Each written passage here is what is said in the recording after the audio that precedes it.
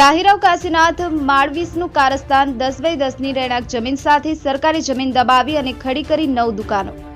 આવામાં એક સનસનીખેજ ઘટના પ્રકાશમાં આવી છે। રાહીરાવ કાશીનાથ માળવીસ નામના વ્યક્તિએ સરકારી નિયમોને નેવે મૂકી અને ગેરકાયદેસર બાંધકામ કર્યું હોવાનો આરોપ લાગ્યો છે।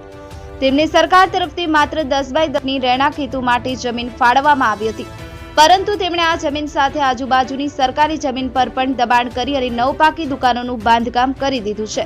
આ ગેરકાયદેસર બાંધકામ આવાના રંગુ ઉપવનમાં સામે થયું છે। સૂત્રોના જણાવ્યા અનુસાર રાહીરાવ કાશીનાથ માળવીસની રજૂઆતમાં આ જગ્યા પર રહેણાંક મકાન બનાવવા માટેની પરવાનગી મેળવી હતી।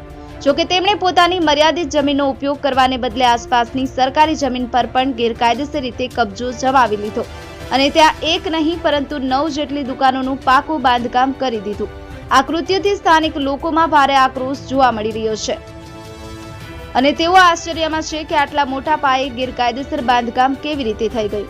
સ્થાનિક લોકો આ સમગ્ર મામલાની ઉચ્ચ સ્તરીય તપાસની માંગ કરી રહ્યા છે।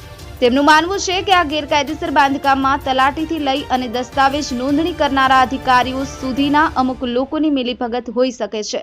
જો આ બાબતે નિષ્પક્ષ અને તલસ્પર્શી તપાસ કરવામાં આવે તો એક મોટું ભોપાળું બહાર આવી શકે છે, જેમાં અનેક સરકારી કર્મચારીઓની સંડોવણીની શક્યતા છે।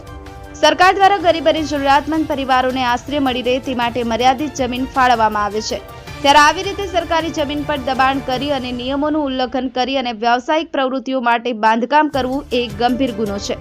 હાલમાં વહીવટી તંત્ર દ્વારા આ ઘટના અંગે કોઈ સત્તાવાર નિવેદન આપવામાં આવ્યું નથી।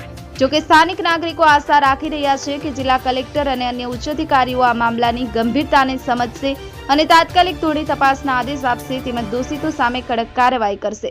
ડાંગ મિત્ર ન્યૂઝ મિલન ધુડે।